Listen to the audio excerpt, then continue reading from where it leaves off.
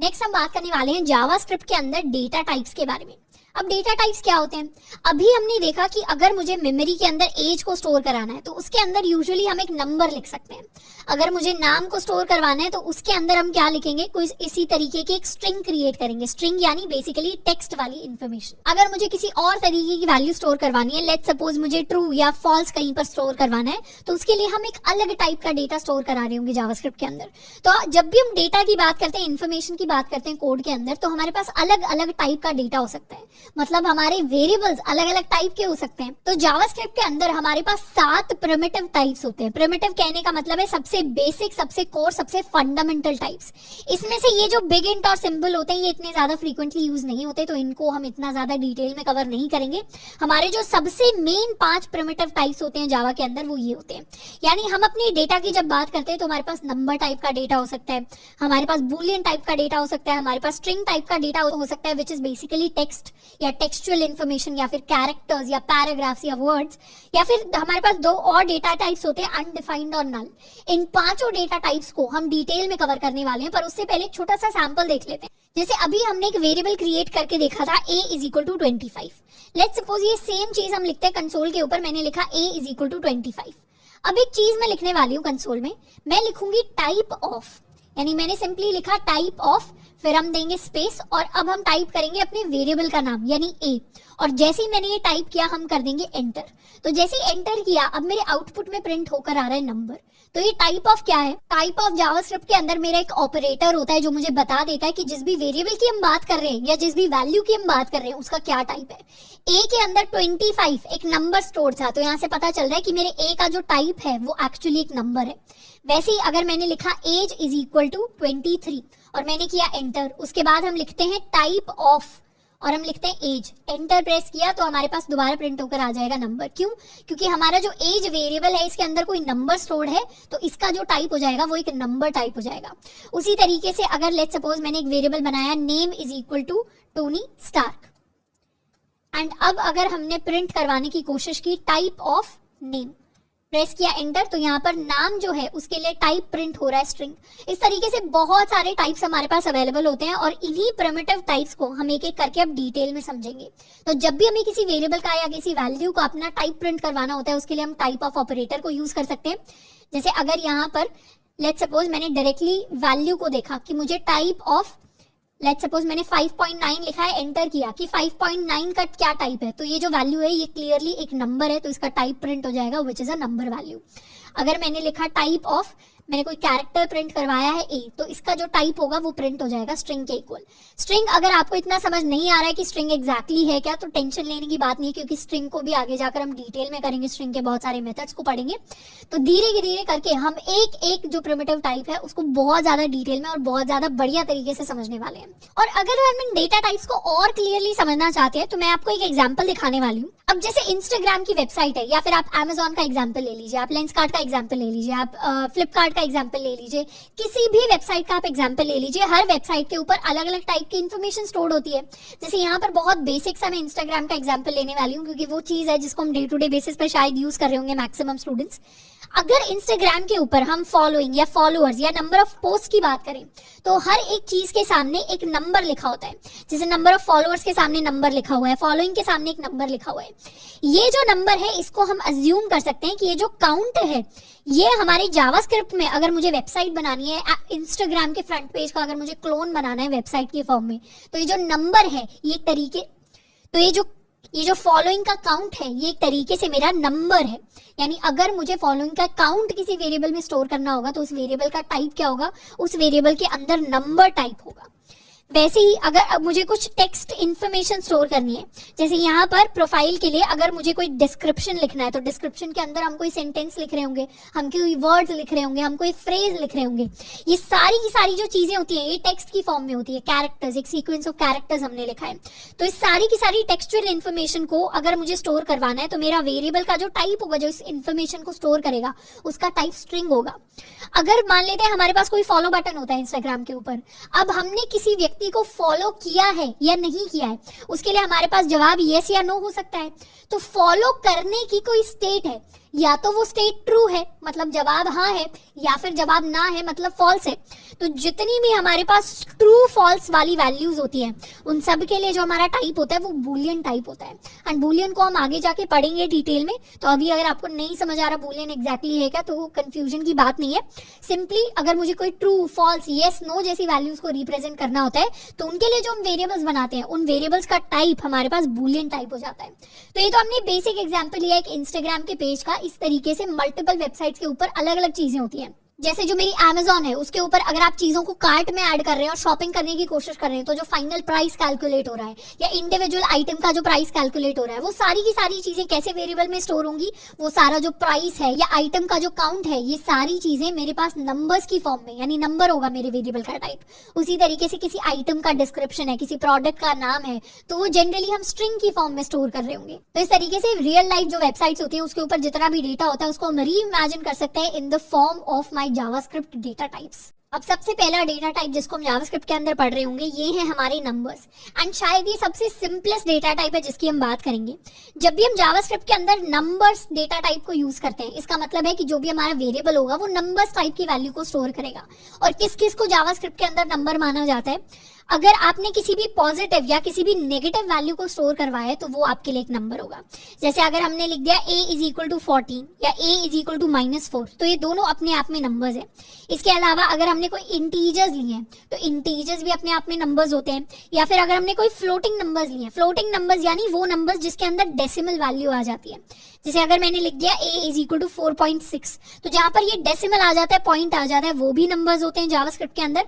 जहां पर मैंने कोई नेगेटिव वैल्यू लिख दी -4.6 लिख दिया वो भी अपने आप में एक नंबर होगा। a इज इक्वल टू 0 लिख दिया ये भी अपने आप में एक नंबर होगा। तो जितने भी पॉसिबल नंबर्स होते हैं चाहे वो इंटीजर्स हो गए, नेगेटिव हो गए, पॉजिटिव हो गए, डेसिमल पॉइंट्स हो गए, इन सब को हम जावास्क्रिप्ट के अंदर नंबर टाइप के अंदर स्टोर करवाते हैं। अब जब भी हम कोई वेरिएबल बनाते हैं जावास्क्रिप्ट के अंदर अलग से हमें वेरिएबल के लिए उसका टाइप बताने की जरूरत नहीं है। जावास्क्रिप्ट क्या करता है ऑटोमेटिकली टाइप को डिटेक्ट कर लेता है। यानी अगर हम सिंपली अपने कंसोल के ऊपर लिखें a is equal to let suppose हमने लिखा 16 और किया एंटर, तो ये जो a है जावास्क्रिप्ट ने ऑटोमेटिकली डिटेक्ट कर लिया कि इसका टाइप एक नंबर होने वाला है। ये डिपेंड करता है कि कौन सी वैल्यू उस वेरिएबल के अंदर स्टोर्ड है। जैसे हमने लिखा टाइप ऑफ a तो क्या आया, यहाँ पर नंबर लिखा हुआ आ गया। ऐसे ही लेट सपोज अगर हम किसी आइटम का प्राइस डिस्प्ले करा रहे हैं, प्राइस है 99.99, हमने किया एंटर तो ये प्राइस की वैल्यू आ गई यहाँ पर। और अगर अब हम चेक करें कि टाइप ऑफ प्राइस क्या होने वाला है तो हमारे पास आएगा कि टाइप ऑफ प्राइस है नंबर। तो कंसोल ने डिटेक्ट कर लिया कि प्राइस के लिए वैल्यू थी 99.99 जो कि क्या है, खुद में एक नंबर है, इसीलिए प्राइस जो वेरिएबल है इसका डेटा टाइप हमारे पास नंबर होना चाहिए। इसी तरीके से हम कोई नेगेटिव वैल्यू भी लिख सकते हैं। जैसे लेट सपोज अगर हम डिस्प्लेसमेंट लिखना चाहें, डिस्प्लेसमेंट हमने अगर फिजिक्स पढ़ी होगी तो उसके अंदर हम कैलकुलेट किया करते थे, और डिस्प्लेसमेंट में लेट सपोज मेरे पास -25 आता है तो -25 आ गया। अब अगर मैं चाहूँ तो हम कैलकुलेट कर सकते हैं टाइप ऑफ, यहाँ पर लिख सकते हैं डिस्प्लेसमेंट। तो यहाँ सजेशंस में हमारे पास यूजुअली कंसोल स्क्रीन पर काफी सारी चीजें आती हैं और लेट्स सपोज मुझे डिस्प्लेसमेंट पूरा नहीं टाइप करना तो हम क्या कर सकते हैं, टैब प्रेस कर सकते हैं। तो टैब हम अपने कीबोर्ड से भी प्रेस कर सकते हैं, कीबोर्ड से प्रेस करेंगे तो ये पूरा आ जाएगा। मतलब जो भी सजेशन में इसने डिटेक्ट किया कि ये चीज आप लिखने की कोशिश कर रहे हैं तो वो पूरी की पूरी लिखी हुई आ जाएगी। फिर हम एंटर प्रेस करेंगे तो डिस्प्लेसमेंट जो कि एक नेगेटिव वैल्यू थी उसका भी क्या टाइप डिटेक्ट हुआ है, उसका भी टाइप डिटेक्ट हुआ है एज माई नंबर। इसे हम थोड़ा सा छोटा कर लेते हैं। तो इस तरीके से मल्टीपल वैल्यूज होती हैं जिनके लिए हमारी जावास्क्रिप्ट ऑटोमेटिकली टाइप डिटेक्ट करती है नंबर। सारी लैंग्वेजेस इस तरीके से ऑटोमेटिकली टाइप डिटेक्ट नहीं करती। मतलब अगर आप C++ जैसी लैंग्वेज में कोड कर रहे हैं, C में कोड कर रहे हैं, या फिर लेट्स सपोज आप जावा के अंदर कोड कर रहे हैं, तो इन तीनों लैंग्वेजेस के अंदर आपको एक्सप्लिसिटली मतलब अलग से जाकर अपना जो टाइप होता है वेरिएबल का उसको बताना पड़ता है कि हम जो वेरिएबल का टाइप डिफाइन करने की कोशिश कर रहे हैं वो एक नंबर है या फिर वो एक स्ट्रिंग है या फिर वो एक कैरेक्टर है या बूलियन है। लेकिन जावास्क्रिप्ट के अंदर हमें अलग से नहीं बताना पड़ता, ऑटोमेटिकली पता चल जाता है कि जिस तरीके की वैल्यू है वैसा ही हमारा टाइप होने वाला है। इसके अलावा जावास्क्रिप्ट के अंदर जितने भी पॉजिटिव, नेगेटिव और डेसिमल नंबर्स होते हैं इन सब का टाइप सेम होता है which is equal two numbers. लेकिन दूसरी कई ऐसी लैंग्वेजेस होती हैं जिनके अंदर ऐसा नहीं होता। यानी जावा की अगर आप एग्जांपल लें तो जावा के अंदर आपका फ्लोट एक डिफरेंट टाइप होता है और इंट एक डिफरेंट टाइप होता है। इंट के अंदर हम इंटीजर, चाहे वो पॉजिटिव हो गई हो या नेगेटिव वैल्यूज हो गई हो, उनको स्टोर करवाते हैं जावा में, और फ्लोट के अंदर हम अपनी डेसिमल वैल्यूज को अलग से स्टोर करवाते हैं। लेकिन जावास्क्रिप्ट के अंदर ऐसा कुछ नहीं होता। जावास्क्रिप्ट के अंदर जितने भी पॉसिबल नंबर्स होते हैं वो सारे के सारे एक ही डेटा टाइप के अंडर आ रहे होते हैं। अब अगर हमने कोई भी वेरिएबल बनाया है, लेट्स सपोज हमने वेरिएबल क्रिएट किया है a इज इक्वल टू 10, अब हम इस वेरिएबल के ऊपर कई सारे डिफरेंट ऑपरेशंस है जिनको परफॉर्म कर सकते हैं। यानी a इज इक्वल टू 10 मैंने बना लिया और b इज इक्वल टू 5 मैंने बना लिया। अब अगर हम चाहें तो a प्लस b भी प्रिंट करवा सकते हैं। तो जब हम a प्लस b प्रिंट करवाएंगे तो क्या होगा, यहाँ पर a की वैल्यू यूज हो जाएगी। a की वैल्यू यानी अभी उसके अंदर वैल्यू है 10 और b की वैल्यू यानी अभी उसके अंदर है वैल्यू 5, तो 10 प्लस 5 इज इक्वल टू 15। जैसे ही करेंगे एंटर, मेरे पास 15 प्रिंट होकर आ जाएगा। ऐसे ही हम चाहें तो a माइनस b कर सकते हैं, a माइनस b।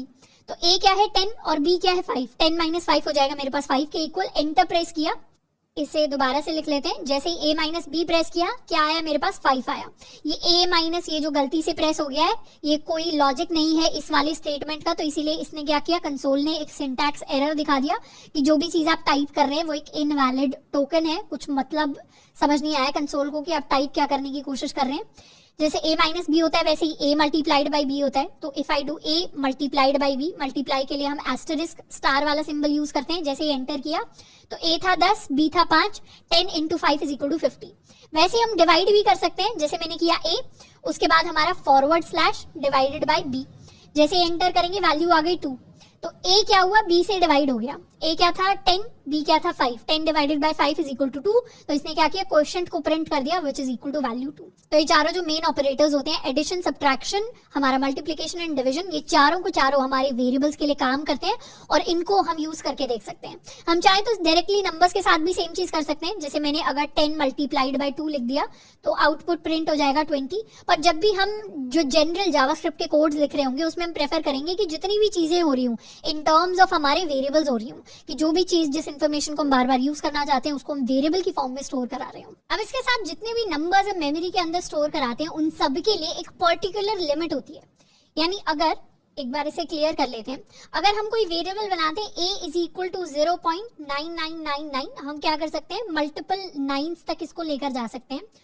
और अगर हमने कम लिमिटेड नंबर ऑफ नाइन्स यहाँ पर यूज किए और जैसे ही एंटर प्रेस किया, हमारे नंबर की क्या वैल्यू है, हमारे नंबर की वैल्यू 0.999 जितनी भी हमने वैल्यू लिखी थी। पर हम जैसे ही अपने नंबर ऑफ नाइन्स को इंक्रीज करते हैं और इंक्रीज करके इसे बहुत ज्यादा बार हम 9 लिख देते हैं ना, फिर एंटर प्रेस करते हैं, तो हमारा जो a है उसकी ऑटोमेटिकली वैल्यू अपग्रेड होकर नियरेस्ट इंटीजर पर चली जाएगी। यानी मेरा नियरेस्ट इंटीजर यहाँ पर होगा 1 के इक्वल। तो इसीलिए हमारे जो जितने भी नंबर्स होते हैं मेमोरी के अंदर या फिर इन जनरल जितने भी डेटा टाइप्स होते हैं उनके लिए एक लिमिटेड मेमोरी होती है। ऐसा नहीं है कि आप अनलिमिटेड जितना लंबा चाहे उतना मर्जी लंबा कोई भी नंबर जो है क्रिएट कर सकते हैं जावास्क्रिप्ट में। There is a limit to numbers. अब वो लिमिट कितनी है उसके हम इतने ज्यादा डिटेल में नहीं जाएंगे, क्योंकि ऑब्वियसली जनरल जितने भी हमारे केसेस होंगे उसमें शायद ही कोई ऐसा केस होगा जिसमें हम अपने नंबर्स की लिमिट को हिट करेंगे। बट हमें बैक ऑफ द माइंड पे ये जरूर पता होना चाहिए कि जितना भी हम बड़ा नंबर स्टोर कर रहे हैं, हर एक बड़े नंबर के स्टोरेज पर एक लिमिट होती है एंड उसके बाद नंबर ऑटोमेटिकली जो होगा, अगर डेसिमल की लिमिट है तो ऑटोमेटिकली किसी नियरेस्ट इंटीजर वैल्यू की तरफ राउंड ऑफ हो जाएगा। नेक्स्ट हम बात करने वाले हैं जेएस के अंदर ऑपरेशंस के बारे में। तो हमारे पास मल्टीपल ऑपरेशंस होते हैं जावास्क्रिप्ट के अंदर। अब यहाँ पर ऑपरेशंस कहने का क्या मतलब है, मैथ के अंदर हम ऑपरेशंस को पढ़ते थे। ऑपरेशंस यानी जिनको हम कैलकुलेशंस करने के लिए यूज करते हैं। जैसे अगर हमने कोई वेरिएबल बनाया a और b और अगर मैं a प्लस b लिख रही हूँ तो इसमें कुछ कुछ टर्म्स होते हैं। जैसे ये जो मेरा a होता है, ये जो मेरा b होता है, इनको हम ऑफिशियल टर्म्स में कहते हैं ऑपरेंड्स। तो ये मेरा फर्स्ट ऑपरेंड है, b मेरा सेकंड ऑपरेंड है। ऑपरेंड यानी जिसके ऊपर ऑपरेशन परफॉर्म किया जा रहा है। ये प्लस क्या है, ये प्लस है मेरा ऑपरेटर। ऑपरेटर यानी जो ऑपरेशन परफॉर्म करेगा। तो यहाँ पर प्लस ऑपरेशन परफॉर्म कर रहा है, क्या ऑपरेशन परफॉर्म कर रहा है, एडिशन का। तो क्या ऑपरेशन परफॉर्म हुआ, यहाँ पर एडिशन का ऑपरेशन परफॉर्म हुआ। ऑपरेशन यानी कोई भी काम जो परफॉर्म हो रहा है। तो ऐसे ही हमें जो एडिशन का ऑपरेशन परफॉर्म करना होता है उसके लिए हम सिंपली लिख सकते हैं a plus b and a plus b की वैल्यू को हम स्टोर करवा सकते हैं किसी और वेरिएबल के अंदर। जैसे यहाँ पर अगर हमने वेरिएबल बनाया लेट्स से 10 एंड एक और दूसरा वेरिएबल बनाया let's say we write b is equal to 20। अब अगर मैं लिखूं sum is equal to a plus b and अगर अब हम सम की वैल्यू को प्रिंट करवाएं जो ऑलरेडी कैलकुलेट हो चुकी है 230, तो हम सिंपली लिख सकते हैं सम एंटर। तो क्या होगा, सम की वैल्यू ऑलरेडी जावास्क्रिप्ट ने कंसोल ने कैलकुलेट कर ली, विच इज इक्वल टू 30 यानी 10 + 20। तो यहाँ पर कौन सा ऑपरेशन परफॉर्म हुआ, यहाँ पर हमने एडिशन का ऑपरेशन परफॉर्म किया। ऐसे हम सब्ट्रैक्शन का ऑपरेशन परफॉर्म कर सकते हैं। जैसे अगर मुझे डिफरेंस निकालना है ऑफ a माइनस बी, तो एंटर किया, डिफरेंस आ गया मेरे पास -10। तो डिफरेंस, ये जो नया वेरिएबल मैंने बनाया है, इसके अंदर वैल्यू स्टोर होगी -10। क्यों, 10 - 20 हमने किया है। ऐसे ही हम चाहें तो मल्टीप्लिकेशन कर सकते हैं, multiplication is equal to a into b. तो ऑपरेशन मल्टीप्लिकेशन का परफॉर्म हुआ, आंसर आया 200 के इक्वल। ऐसे ही हम डिविजन कर सकते हैं, तो 10 डिवाइडेड बाई, या इसे लिख देते हैं a divided by b, a divided by b 10 divided by 20 होने वाला है 0.5 के इक्वल। तो इसे करेंगे एंटर, तो डिव, ये जो मेरा वेरिएबल है इसके अंदर वैल्यू स्टोर होकर आ जाएगी 0.5। तो ये तो मेरे addition, subtraction, multiplication, division 4 major operations होते हैं, पर इनके अलावा जावास्क्रिप्ट के अंदर 2 और ऑपरेशंस होते हैं जिनको हम यूज कर सकते हैं। इनमें से सबसे पहला हमारा जो नया ऑपरेशन है जिसको हम सीखेंगे, ये है मेरा रिमाइंडर। यानी हम रिमाइंडर ऑपरेटर को यूज करते हैं। जैसे हमारे पास प्लस एडिशन ऑपरेटर होता है, माइनस का ऑपरेटर होता है, मल्टीप्लाई का ऑपरेटर होता है, डिवाइड का ऑपरेटर होता है, वैसे ही हमारे पास जावास्क्रिप्ट के अंदर रिमाइंडर का भी ऑपरेटर होता है। रिमाइंडर ऑपरेटर को हम मॉड्यूलो भी कहते हैं। तो अगर हम किसी नंबर का किसी नंबर के साथ रिमाइंडर निकालना चाह रहे हैं तो उसके लिए हम मॉड्यूलो ऑपरेटर को यूज करेंगे। जैसे अगर मैंने लिख दिया 12 मॉड्यूलो 5, तो इसको लिखने का मतलब है कि हम 12 को डिवाइड कर रहे हैं 5 से। अब 5 से जब 12 को डिवाइड करेंगे तो कोशेंट में आएगा 2 -10 और रिमाइंडर में आएगा मेरे पास ये वैल्यू 2। तो ये जो वैल्यू 2 होगी ये मेरा फाइनल आंसर होगा फॉर माय मॉड्यूलो ऑपरेटर। इसको हम टेस्ट भी कर सकते हैं। जैसे यहाँ पर क्लियर कर लेते हैं, अगर हमने एक वेरिएबल बनाया 20 और हमने दूसरा वेरिएबल बनाया 10, और अब अगर हम लिखना चाहते हैं रिमाइंडर, तो हम सिंपली लिख सकते हैं a modulo b। a modulo b होने वाला है 0। 0 क्यों हुआ, क्योंकि जब हम 20 को 10 से डिवाइड करते हैं तो उस केस में कंप्लीटली डिवीजन हो जाता है और कोई भी रिमाइंडर नहीं बचता, तो हमारे पास रिमाइंडर आ जाएगा 0। ऐसे ही अगर हम करें तो हम कर सकते हैं 9 मॉड्यूलो 2। 9 मॉड्यूलो 2 के केस में हमारा जो रिमाइंडर आएगा that will be equal to 1। 1 क्यों आया, क्योंकि 9 जब 2 से डिवाइड होता है तो नियरेस्ट जो नंबर बनता है वो बनता है 8। 8 के बाद 9 में से 8 निकल गया तो हमारे पास 1 एज रिमाइंडर बचता है, तो 1 आ जाएगा मेरे आंसर की तरह। तो मॉड्यूलो को भी काफी ज्यादा कैलकुलेशंस के अंदर यूज करते हैं। इनफैक्ट मॉड्यूलो सबसे ज्यादा जावास्क्रिप्ट के अंदर यूज होता है to detect odd and even numbers. Modulo operator की हेल्प से हम बता सकते हैं कि कौन सा नंबर ऑड नंबर है और कौन सा नंबर इवन नंबर है। कैसे, जब भी हम किसी ऑड नंबर का मॉड्यूलो लेते हैं 2 से, मतलब अगर हम मान लेते हैं मेरे पास कोई भी ऑड नंबर है, उस ऑड नंबर को जब मैं 2 से डिवाइड करूंगी तो कभी भी वो ऑड नंबर 2 से कंप्लीटली डिवाइड नहीं होगा, हमेशा कुछ ना कुछ रिमाइंडर में बचेगा।